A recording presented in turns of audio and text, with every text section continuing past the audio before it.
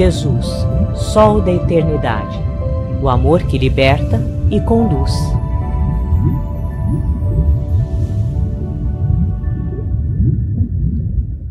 Tá maravilhoso. É um trabalho de amor. E desse casal, e um trabalho de amor de vocês, todos que estão aqui, eu gostaria de dedicar essa palestra a todos os expositores espíritas que estão participando desse evento, que já passaram por aqui e que vão passar ainda. E eu vou eleger um deles, que é o Simão Pedro, para representar esse amigo do meu coração e tantos outros que estão aqui. É difícil falar de Jesus, porque dá-nos uma impressão inicial de que temos a mesma estatura que Ele, o mesmo tamanho que Ele. Mas o Cristo é imensamente maior em amor, em sabedoria e em experiência evolutiva. Por isso, toda vez que abordamos a figura do Cristo, nós somos como um singelo pescador que lança as redes sobre as águas na esperança de colher alguns peixes. Toda vez que nós abordamos a figura do Cristo, o que captamos, na verdade, são aspectos da sua grandiosa figura, que nós podemos captar. Talvez aspectos com os quais nós estejamos em maior sintonia. Aspectos da personalidade do Cristo que nos tocam mais diretamente, mas não Ele por completo. Então, logo eu percebi, ao receber o tema, deveria falar como o centurião de Cafarnaum. Senhor, eu não sou digno que entreis na minha morada, mas dize uma só palavra. Não cabe a figura do Cristo na minha compreensão. Então achei por bem falar não da grandiosidade que eu não consigo acessar do Cristo, mas falar da nossa compreensão do Cristo. A compreensão que temos do Cristo é relevante. Porque você se relaciona na medida direta da compreensão que você tem da pessoa com a qual está se relacionando. A sua compreensão sobre o outro determina a qualidade e a intensidade da relação que você terá com essa pessoa. Portanto, é importante trabalharmos a nossa compreensão do Cristo para que a nossa relação com Ele seja mais intensa e de maior qualidade. E para falar da nossa compreensão do Cristo, eu escolhi o caminho da história. As compreensões que já tivemos do Cristo.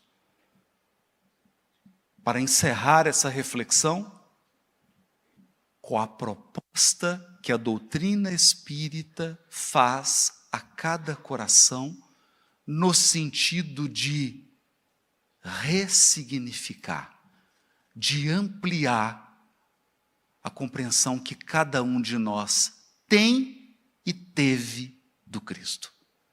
Esse é o percurso.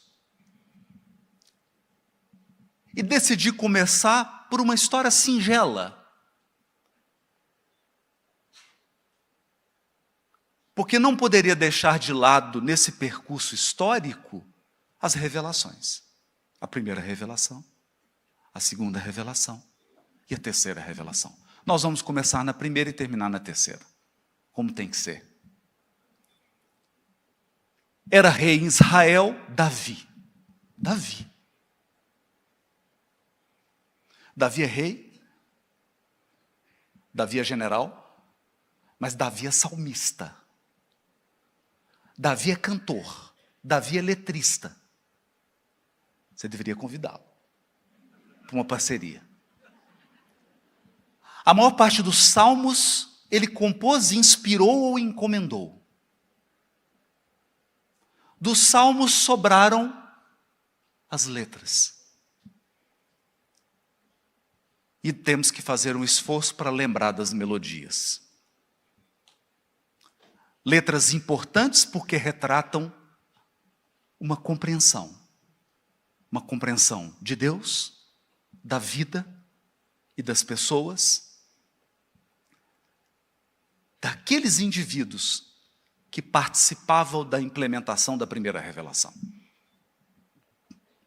E digo isso para mostrar a estatura de Davi. Nesse dia, Davi, num dia chuvoso, Davi estava no seu palácio e ele olha para a Arca da Aliança. O símbolo, a metáfora da primeira revelação. Porque, segundo a tradição judaica, na arca estariam as duas pedras que resumem a lei, conhecidas por nós por 10 testamentos. Os 10 mandamentos. Desculpem, os 10 mandamentos. 5 mandamentos numa pedra, 5 em outra. Mais a vara de Arão. E a arca coberta pelos 2 querubins, com suas asas,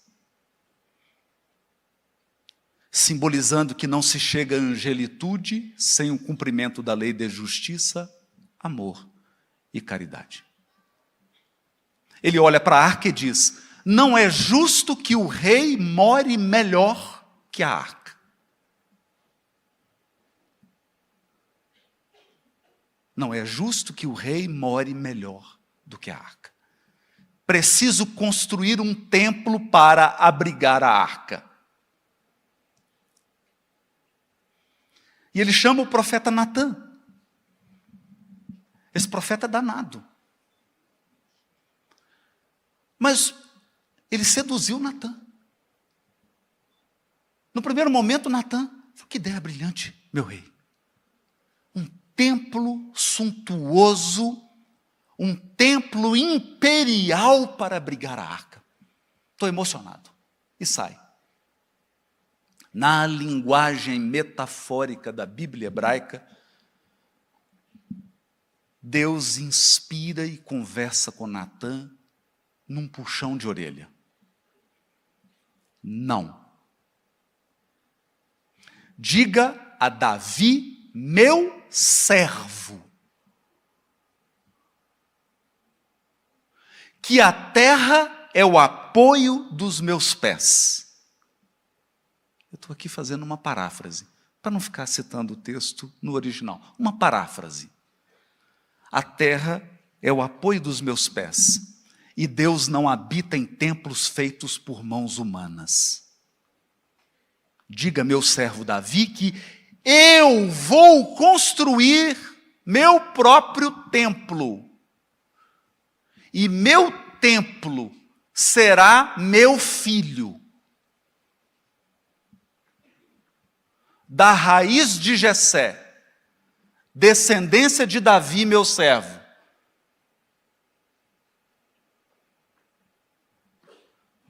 Natã chegou. E o Davi: Natã, e aí? Trouxe a planta? Falou: meu rei. Não é o Roberto, não, é o Davi. Meu rei, você não pode construir o templo. E repetiu isso. A primeira compreensão de Jesus foi essa expressa por Davi. Davi pensou: será meu filho. Meu filho. Da raiz de Jessé, Jessé é meu pai. É meu ancestral. Um filho que será um templo, descendência do meu servo Davi, é meu filho. Qual a primeira expectativa? A primeira expectativa: Jesus é Salomão. próspero, o homem mais rico, sábio, o mais sábio, rico, sábio.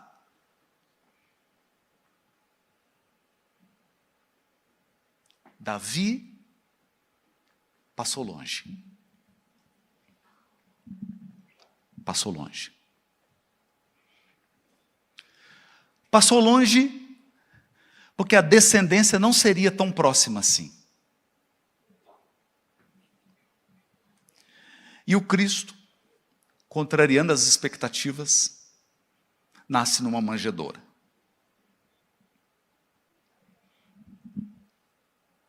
Discute apenas uma vez com os doutores da lei. E depois não se envolveu mais, nem montando escolas filosóficas, nem participando de debates infindáveis sobre a lei. Por quê? Porque ele era e deveria ser o exemplo vivo de que a lei divina está na consciência, de que quando Deus brilha em nós e mora em nós, nós somos o templo. Volve ao teu templo interno e abandonado, a mais alta de todas as capelas.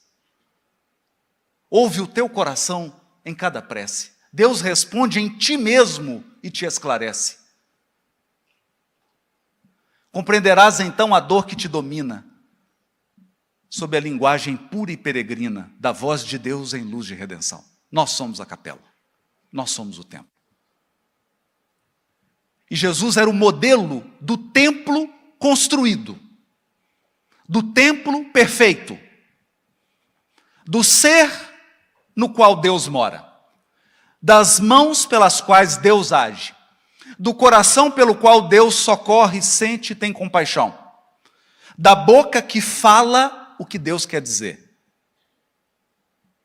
e da atitude de quem quer apenas amparar e nunca apedrejar.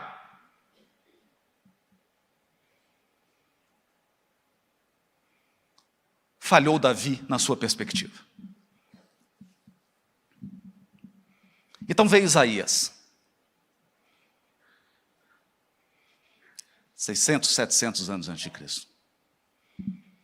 Isaías viu uma fresta de luz.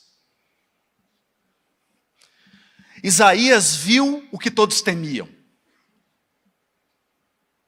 Porque a expectativa, já que ele não fora Salomão, já que Jesus não era Salomão, a expectativa agora é de que ele seria um general, com amplos poderes bélicos para se engajar pela força e pela violência num projeto político de libertação do povo hebreu. Alguém disposto a matar em nome de Deus. É atrativo. Atrai milhões de corações até hoje. É sedutor. É sedutor. Muitos ainda enxergam Jesus como um símbolo de poder que massacra, mata e submete.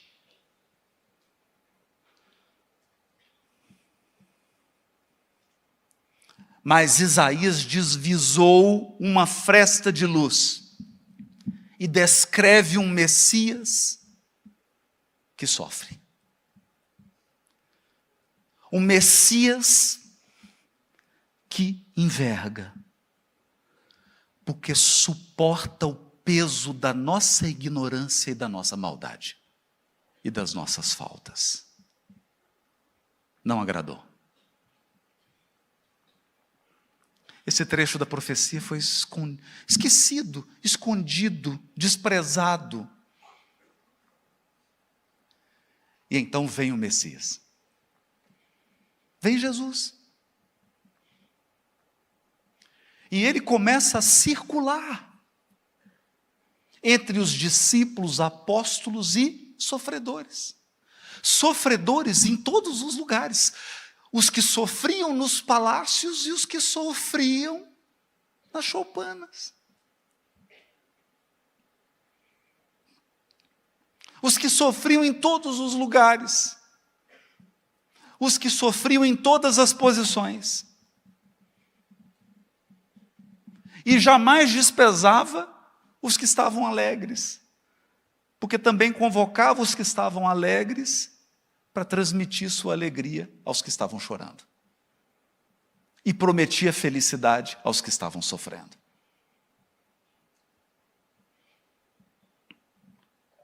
No entanto, por lidar com uma mentalidade espiritual ainda infantilizada, como se dá hoje com a maioria dos encarnados da Terra, ele precisava produzir sinais que fossem capazes de convencer da força do seu ser.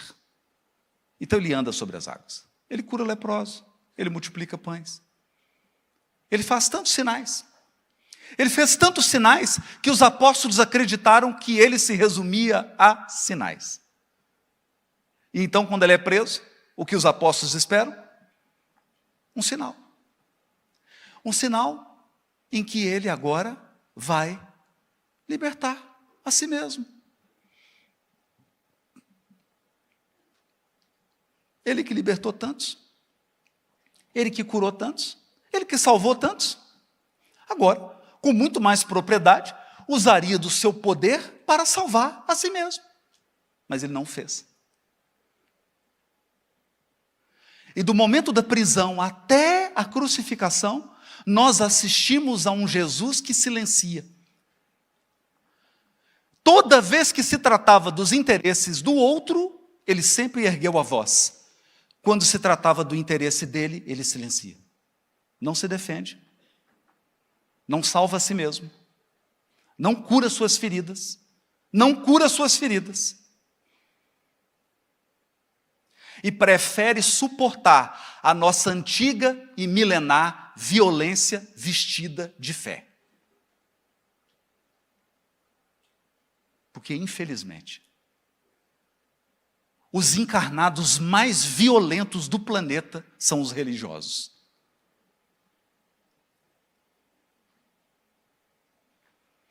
E ele suporta a ignorância, a maldade, a violência, a truculência, o orgulho, em silêncio.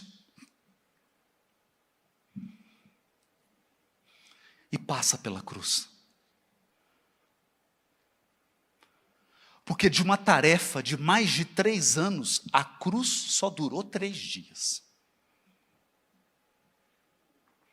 E mesmo ela tendo durado a crise da cruz, mesmo a crise da cruz tendo durado apenas 3 dias, num trabalho de mais de 3 anos, o símbolo que nós escolhemos para representá-lo é ele crucificado. Não é a manjedoura, não é ele caminhando sobre as águas, não é ele curando, é ele crucificado. E não é ele depois da cruz, porque depois da cruz ele procura os apóstolos, entra na casa, todos os apóstolos que gostariam que ele tivesse dado uma demonstração de general ou de brigadeiro, todos que esperavam isso, ele entra sem nenhum ressentimento, encontra os mesmos apóstolos que por fragilidade o abandonaram e diz: a paz seja convosco.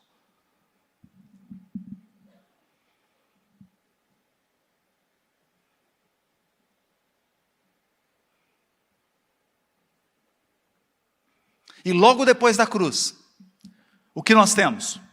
Um domingo ensolarado, e ele se encontrando por primeira vez com Maria de Magdala.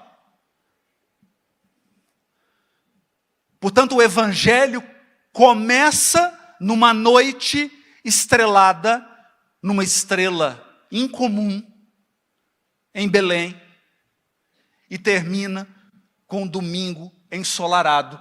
Mas o símbolo que nós escolhemos para representar esse evangelho não é nem a noite estrelada, nem o domingo ensolarado. É ele pregado na cruz.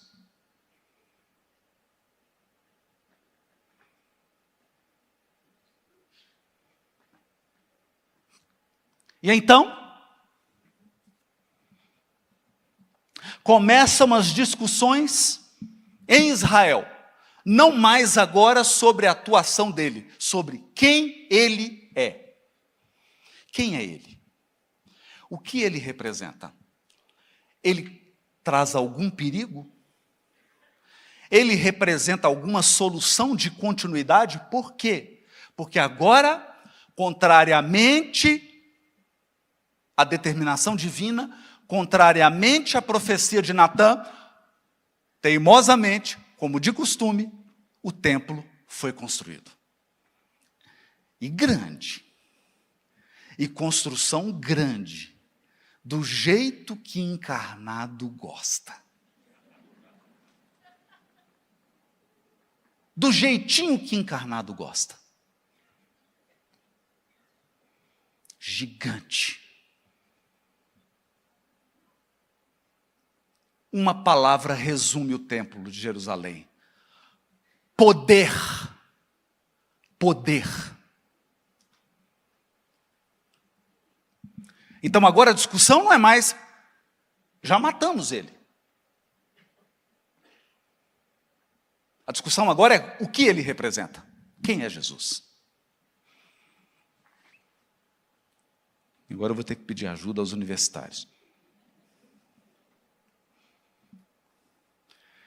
E nós temos, está em Atos dos Apóstolos, mas está descrito pela mediunidade de Francisco Cândido Xavier no livro Paulo Estevam de uma forma magnífica, que eu peço licença para ler. O primeiro debate sobre quem é Jesus?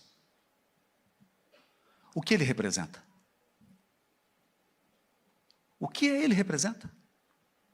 Qual a compreensão devemos ter dele? E é Estevão quem vai dizer: amigo, bem se dizia que o mestre chegaria ao mundo para a confusão de muitos em Israel. Toda a história edificante do nosso povo é um documento da revelação de Deus. No entanto,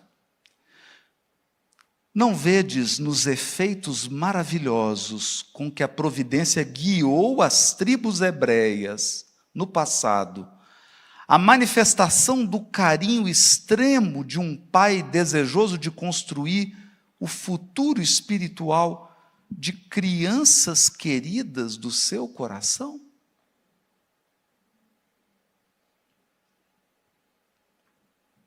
O que você dá para a criança?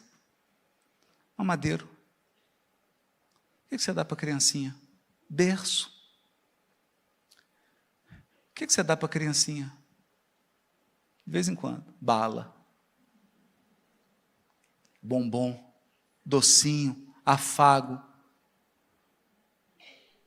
Assim que a gente faz com a criança.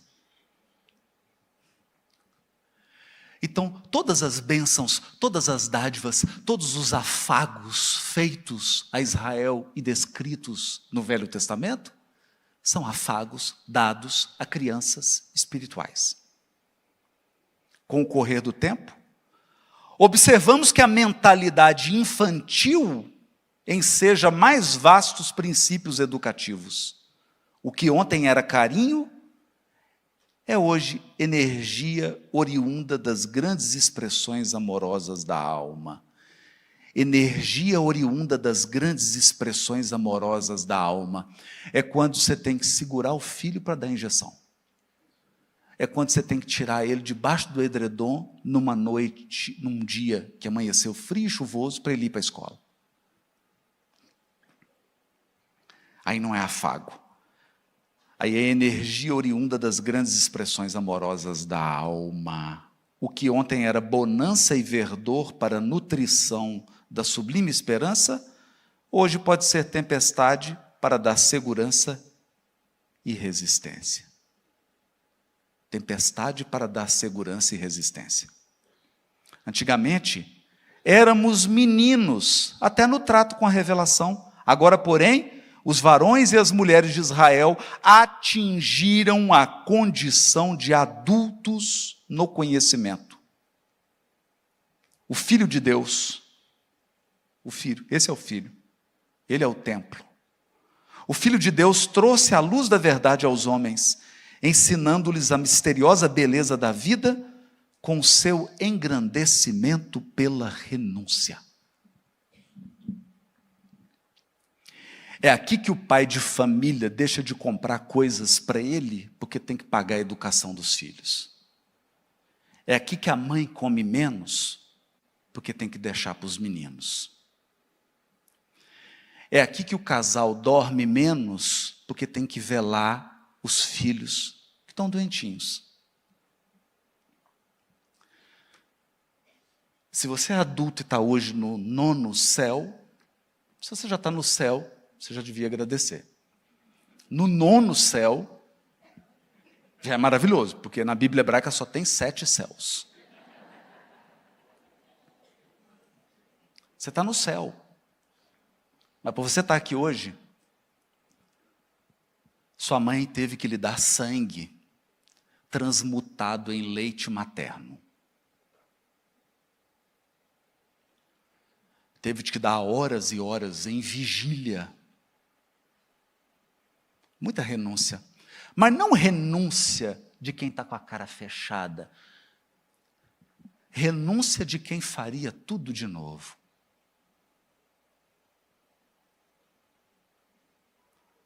Renúncia de quem voltaria no tempo e repetiria tudo de novo.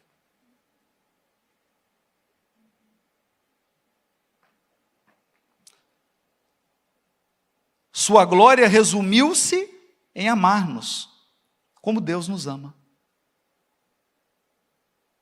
Sua glória resumiu-se em amar-nos como Deus nos ama. Amar sem ser retribuído. Amar sem ser reconhecido. Acaso poderíamos aguardar um Salvador de acordo com os nossos propósitos inferiores, mas não é o que a gente aguarda até hoje? Não é o que esperamos de Jesus? Que Ele seja um provedor de prosperidade e de sucesso? Especialmente material? Ou que a cruz seja um amuleto para afastar todos os males da nossa casa?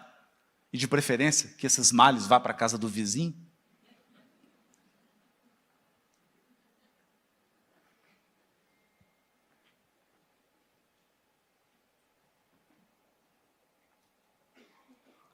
Os profetas afirmavam que as estradas de Deus podem não ser os caminhos que desejamos.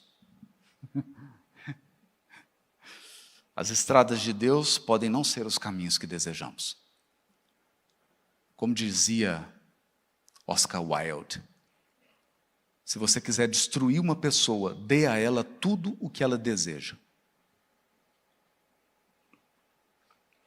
Que dizermos de um Messias que empunhasse o cetro do mundo, disputando com os príncipes da iniquidade um galardão de triunfos sanguinolentos, sangrentos?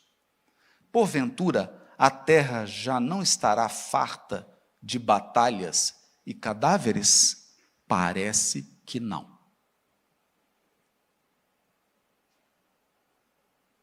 Parece que não. Tem muita gente ainda querendo ver sangue em nome de Deus.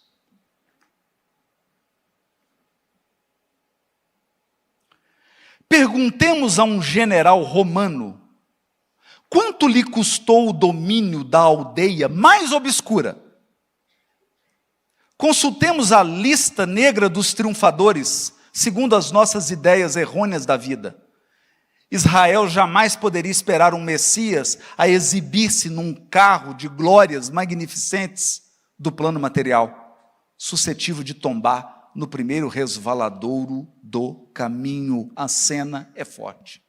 Um carro suntuoso de um general, um carro que tropeça numa pedra, cai o carro e cai o general. Tá bom, vou usar uma metáfora melhor. Um Air Force One que cai.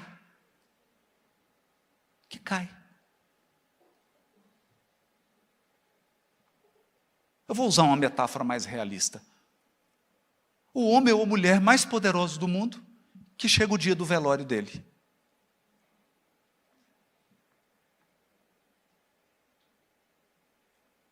Vocês já viram como é que é bonito o velório de pessoas poderosas?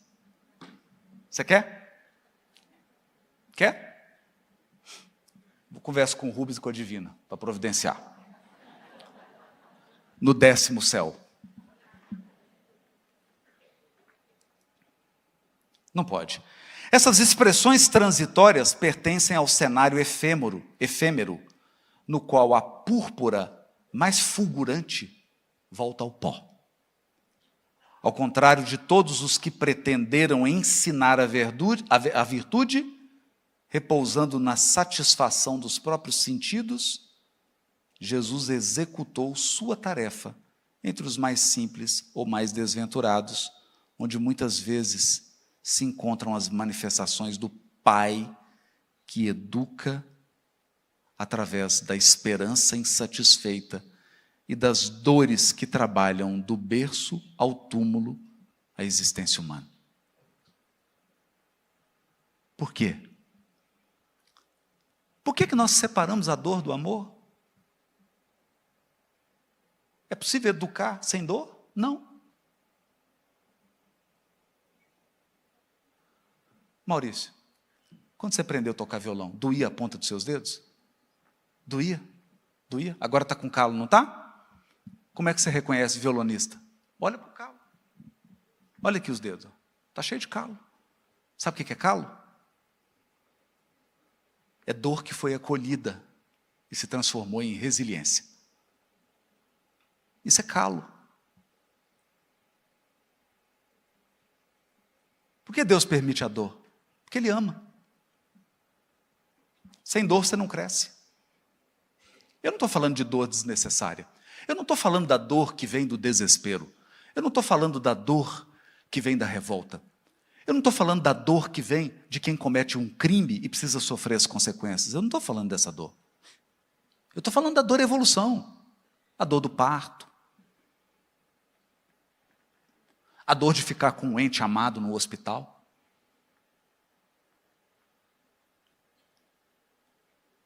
A dor de acompanhar o filhinho, a filhinha doente. A dor de ter que varar a noite para poder estudar. A dor de ter que vencer uma dificuldade.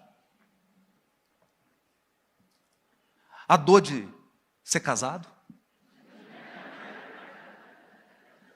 Não é? Eu assistia um programa evangélico nos Estados Unidos. John Piper, grandes teólogos, né? Tinha um casalzinho, 55 anos de casado.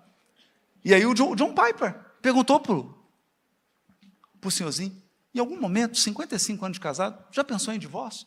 Ele olhou para a esposa assim, olhou para o John Piper e falou, divórcio? Divórcio, bem? Divórcio? Não, divórcio? Não, homicídio sim, divórcio não.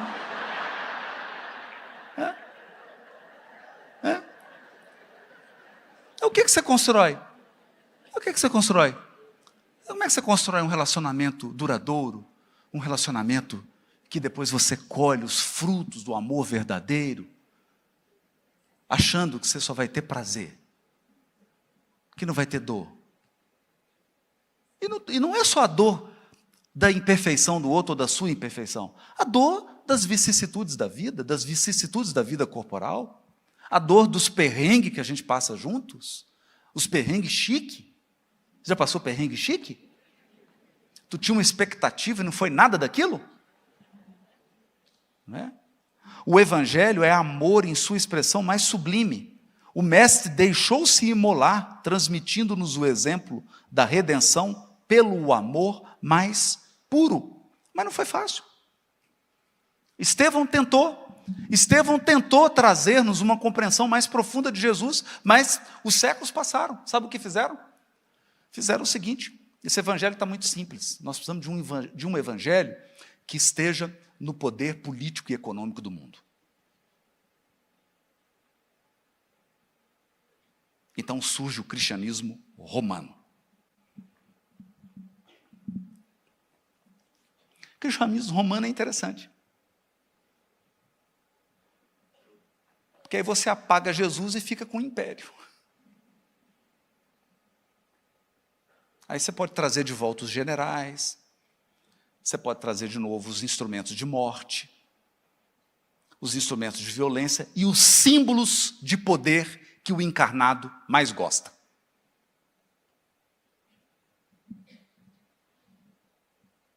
E detalhe, todos esses símbolos de poder o caixão filtra. Quanto você leva de recurso financeiro no caixão? Quanto que você leva? Chega lá no mundo espiritual, e aí? Economizou? Trouxe quanto? Caixão, dá para levar no caixão? Comida dá? Café, pão de queijo? Não? Título, diploma, título, dá para levar? No caixão? Porque até para o caixão dá, mas para depois do caixão. Porque o caixão é porta, você passa por ele. Você só passa por ele. Dá para levar? Título? Dá? Não. Cargo? Dá? Dá para levar? Cargo? Dá? Dá para levar sua casa? Minha casa, minha vida? Dá?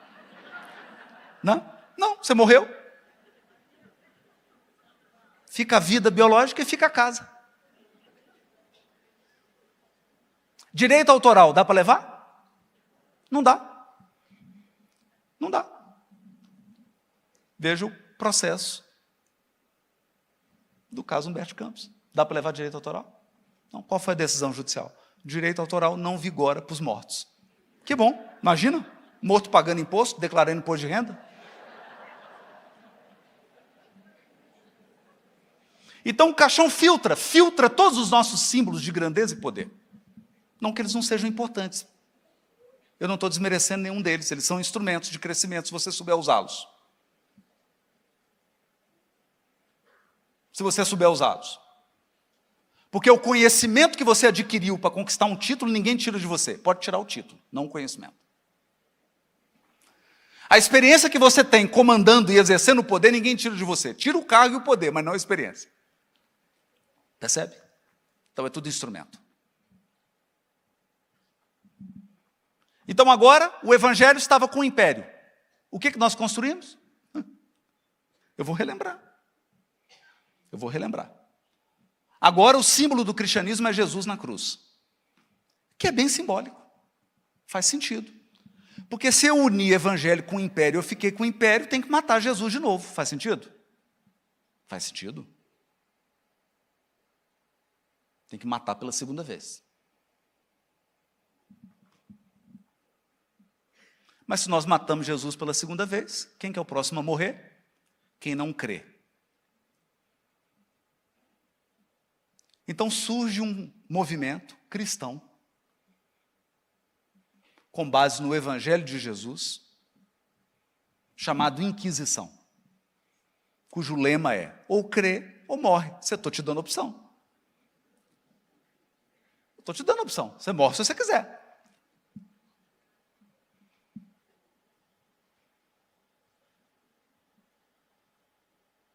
Você morre se você quiser.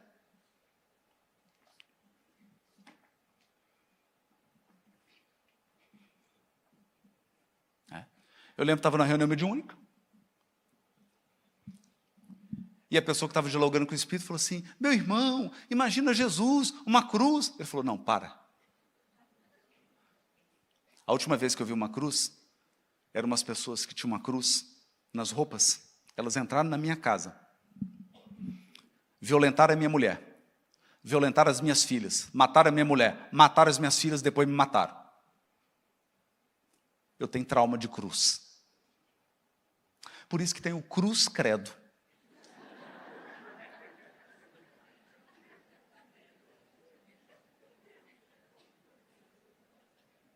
Essa foi a compreensão de Jesus.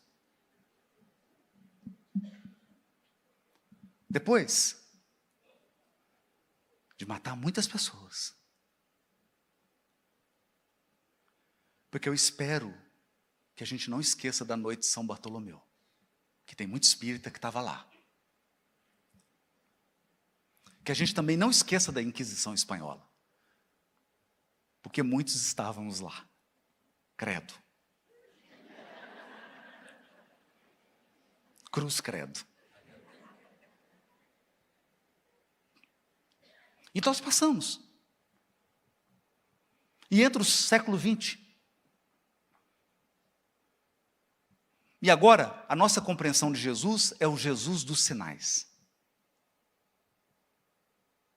O Jesus dos sinais é maravilhoso. É o que está mais em moda hoje. Qual que é o Jesus do sinal? Tu tem dinheiro? Está com dinheiro na conta? Não. Então, está afastado de Jesus. Quem está com Jesus tem que ter dinheiro na conta. Está com saúde? Não? Está doente?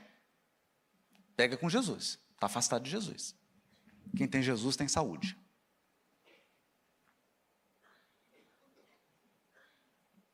Tem prosperidade? Está com prosperidade?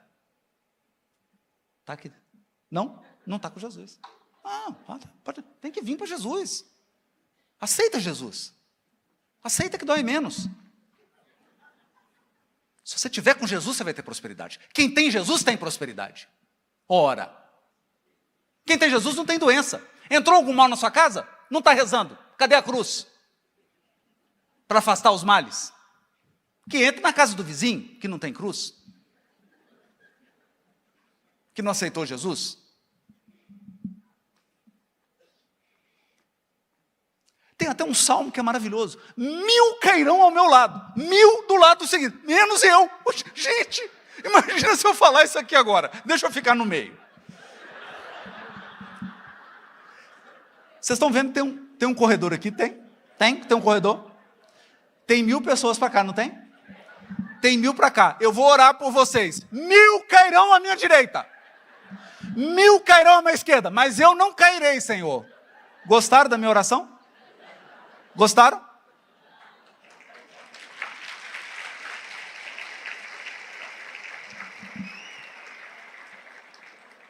Que prece é essa?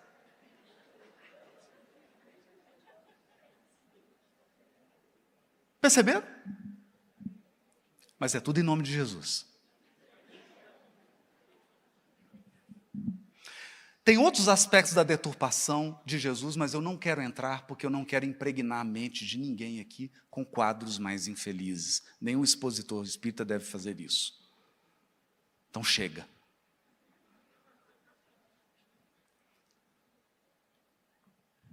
Então, já que os vivos não deram conta, os mortos tiveram que ajudar.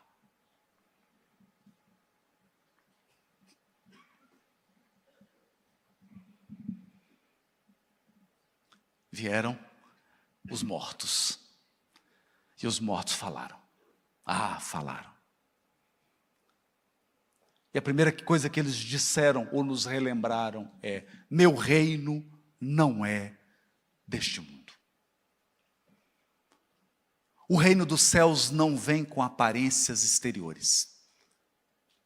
Nada contra a aparência, mas não ligue as coisas. Não ligue. Aparência é instrumento. Aparência é instrumento. Às vezes está bom na aparência, às vezes não está. Eu lembro aqui do Ariano Suassuna, dizendo que uma senhora chegou para ele e falou assim: você é de qual signo? Dele, geminiano. Então você tem 2 caras. Aí ele falou assim: minha irmã, se eu tivesse 2 caras, você acha que eu usava essa?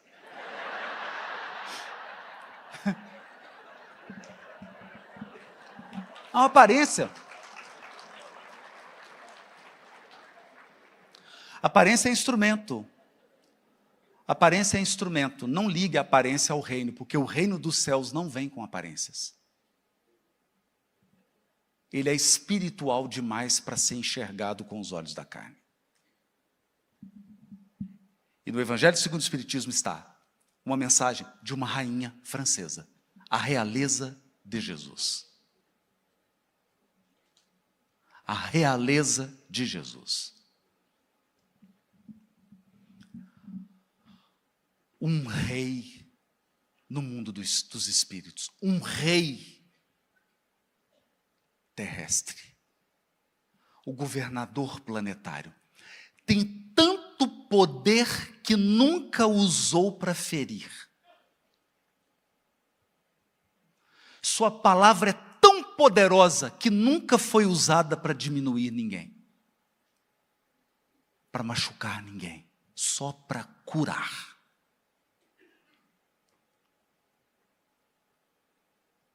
Tem tanta autoridade, que a usava para educar e engrandecer o outro. Zaqueu, desce da árvore, porque hoje eu me hospedarei na sua casa.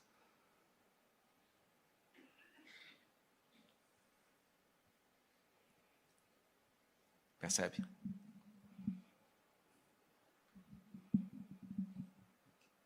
E então, os mortos. Por que os mortos? Porque não puderam levar para o outro lado do caixão nenhum dos nossos símbolos de poder. Perceberam? Por que os mortos? Porque já estão despojados de todos os símbolos de prosperidade e poder que os encarnados costumam exibir. Alguns utilizaram bem, outros utilizaram mal.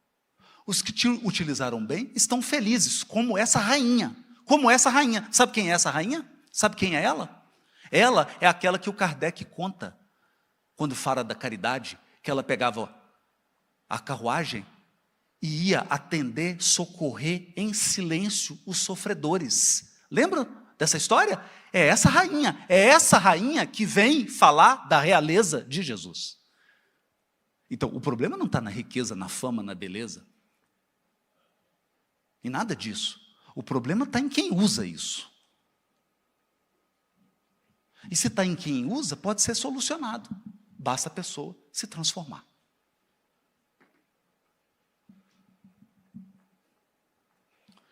E então, revivescendo o Evangelho e nos apresentando de novo o verdadeiro Jesus, vêm esses mesmos mortos e nos dizem: Ele é o guia e modelo.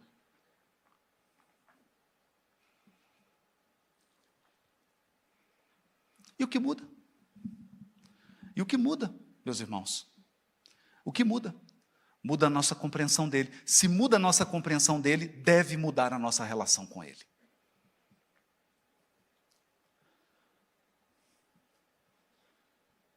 E como ele quer ser visto? Porque se eu não posso vê-lo em toda a sua grandeza, qual dica ele nos dá? Como ele quer ser visto? Eu vou selecionar 2 passagens. 2. A primeira está em João. Ele diz assim: tenho-vos chamado amigos.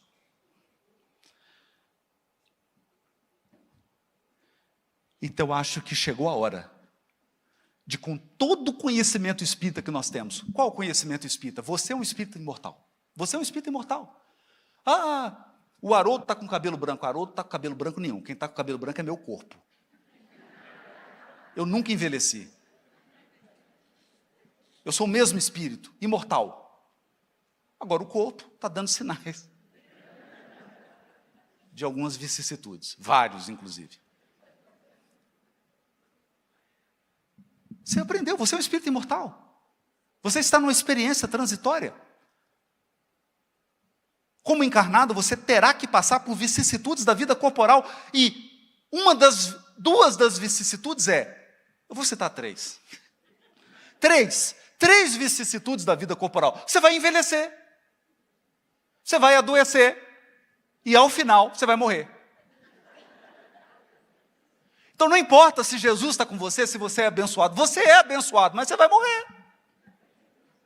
Você é um abençoado, mas vai adoecer. Você é abençoado, mas vai envelhecer, porque isso são vicissitudes da vida corporal, e você é um encarnado. Nenhum encarnado passa pela encarnação sem as vicissitudes da vida corporal. Nós aprendemos isso.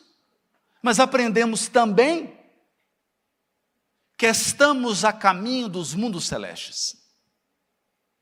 Que a lei que vigora no universo é a lei de justiça, amor e caridade. E que a misericórdia de Deus paira no mesmo nível da sua justiça. Portanto, nada do que você faz fica sem consequência. Porque o universo é um universo moral e responsável.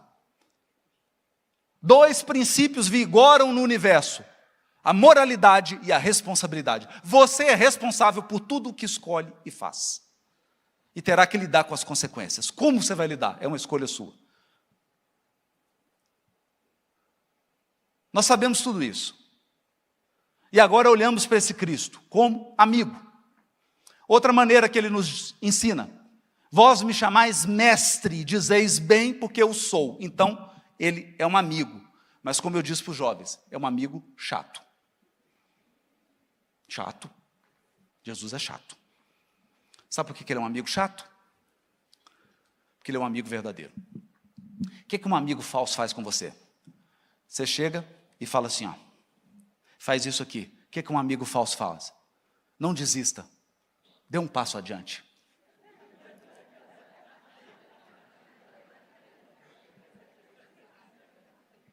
O que o amigo verdadeiro faz? Meu amigo, recua. Não faz isso. Recua. Você vai cair. Qual que é a sensação que vem no seu coração? Mas isso é chato, hein? Não posso fazer nada do meu desejo, do meu capricho. Como ele é mestre, ele educa. Ele educa. Então alguém fala alguma coisa atravessada, você fala assim, me dá 3 segundos que eu vou te dar uma resposta. Aí vem Jesus, toca nos seus ombros e fala assim, cala meu filho. Já aconteceu isso com você no grupo de WhatsApp? Já. Tem até uma figurinha. Eu ia falar, mas Jesus tocou no meu ombro e falou, meu filho, cala. Não é? É um amigo, mestre, ele te educa. Ele te educa. Então, deixa eu dizer uma coisa. Eu gostaria de encerrar dizendo o seguinte. Alguns estão assim, graças a Deus. Deixa eu te dizer uma coisa. Se nós entendermos isso, nós resgatamos a nossa relação com Jesus. Ele é um amigo e mestre. Tem muito mais experiência do que nós. E ele conhece todos os caminhos pelos quais nós trilhamos e, portanto, todos os desdobramentos desses caminhos. É bom falar com ele. Mas, para encerrar, ele não vai te responder falando com você. Você não vai dizer assim, amigo, mestre, o que eu faço? Eu estou no lugar certo? É aqui que eu devo ficar? O que eu faço agora? Que decisão que eu tomo? Ele não vai chegar assim, oi Haroldo, sou eu, Jesus. Não, se for, cuidado. Tem um problema sério contigo. Não vai ser assim. Como que ele se comunica com você? Você não manda emoji no WhatsApp? Você não manda emoji? Já mandou algum? Não é? Tem uns amigos meus que mandam emoji que é com a minha foto. Geralmente em palestra. Aí teve uma que eu fiz assim, mandei um coraçãozinho. Aí o emoji sou eu mandando um coraçãozinho. Eu falei, meu Deus, que coisa ridícula. Mas é um emoji. Então, ok, aí eu mando um coraçãozinho, não é? Assim, ai, Deus abençoe, aí manda uma mãozinha, não é? Jesus te manda emoji. Como é que ele te manda emoji? Você começa a conversar com ele, você está angustiado, você fala, Senhor, mestre, eu não gosto de chamar Jesus Senhor. Eu falo, amigo, mestre, eu estou angustiado. Eu estou angustiado. Olha, está acontecendo isso, deu errado, tudo errado. Eu já achei que ia ser assim, está tudo dando errado. Passa 30 segundos, eu começo a sentir um trem aqui dentro. Gente, não é aquele troço que anda em trilho, não, é um trem. É um trem, uma coisa. Eu começo a sentir uma coisa, um trem que fala assim, está tudo certo. Está tudo certo. Aí eu comecei angustiado. Você está me acompanhando? Eu comecei angustiado. 40 segundos depois, eu estou com um trem aqui dentro, que está me enchendo de esperança. O que é isso? Emoji que Jesus te mandou. É um emoji, porque ele comunica com você através do seu sentimento. Ele comunica com você através de sentimentos que ele desperta em você. Sentimentos que ele desperta em você. Então, você entra assim, tem hora que você afasta e fala assim, mestre, eu vou matar. É agora. Só uma torcida no pescoço.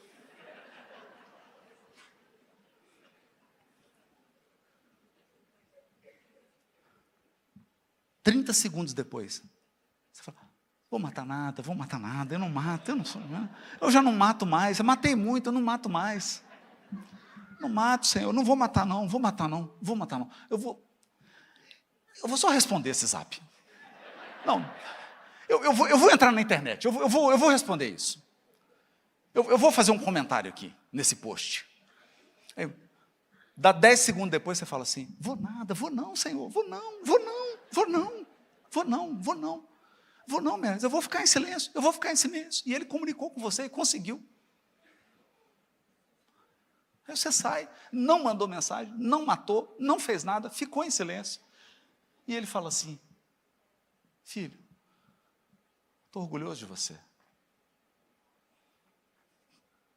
Continua assim. Mas tem situações que você fala assim, mestre, eu não sei o que eu decido. Agora me pegou desprevenido, Senhor. Mestre, eu estou perplexo. Eu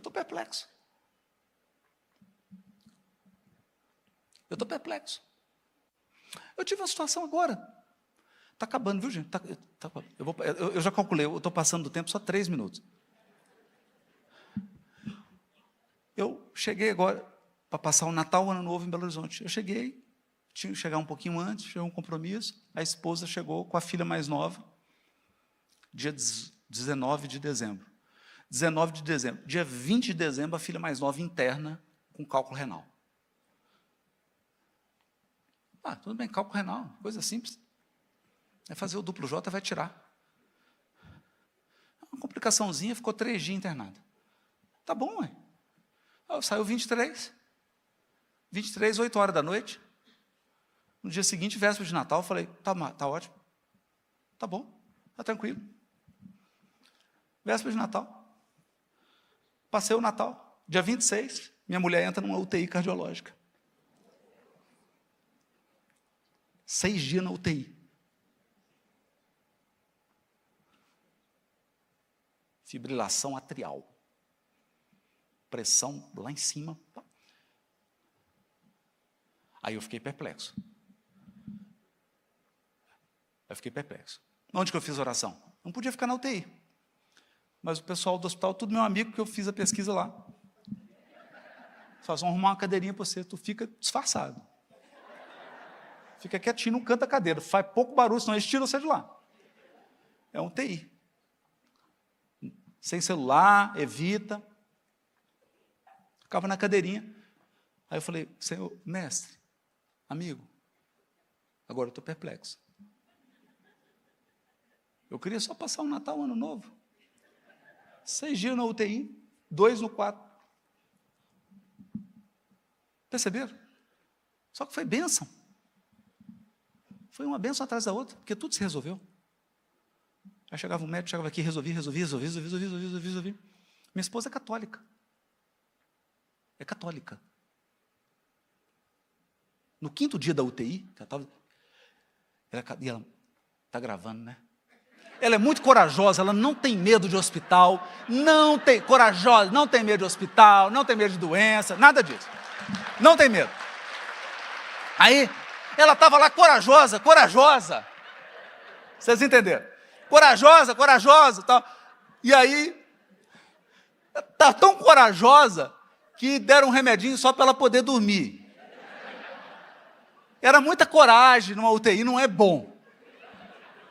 Você ficar muito corajoso. Deram um remedinho, ela dormiu, tá? Daqui a pouco ela acorda chorando.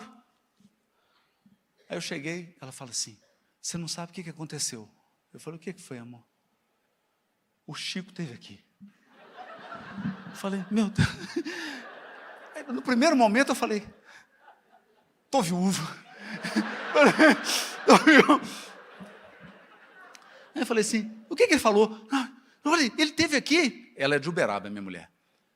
Aí ele pôs a mão no meu coração e falou assim, minha menina, para que tudo isso?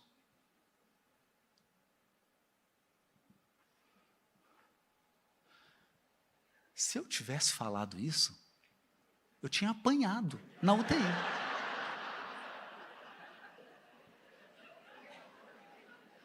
Eu tinha apanhado. Quem ia para o leito ao lado seria eu. Ele falou, minha menina, para que tudo isso? E sorriu para ela.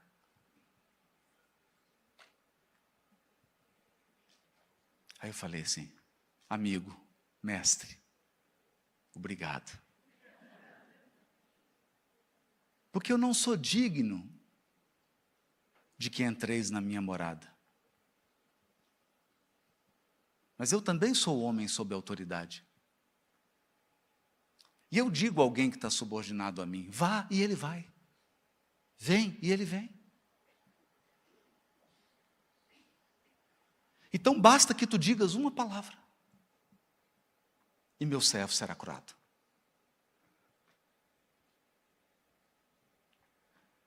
Então eu disse para ele, Senhor, eu não sou digno que entreis na minha casa, mas uma palavra tua acionou o maior cisco do Brasil.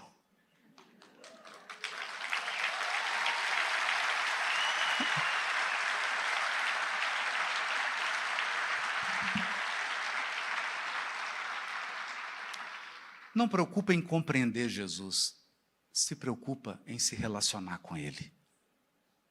A partir de hoje, conversa com Ele. Antes de decidir, pergunta a Ele. Antes de agir, pensa no que Ele faria. Ele nunca bateu em ninguém. Ele nunca usou de violência com ninguém. Ele nunca caluniou ninguém. Jesus nunca transformou o seu trabalho em agredir ou atacar os outros. Porque Ele é o amor que educa. Ele é o amor que engrandece. Um dia nós vamos compreendê-lo. Por hora. Amigo é coisa para se guardar. Debaixo de 7 chaves. Do lado esquerdo do peito. Muito obrigado.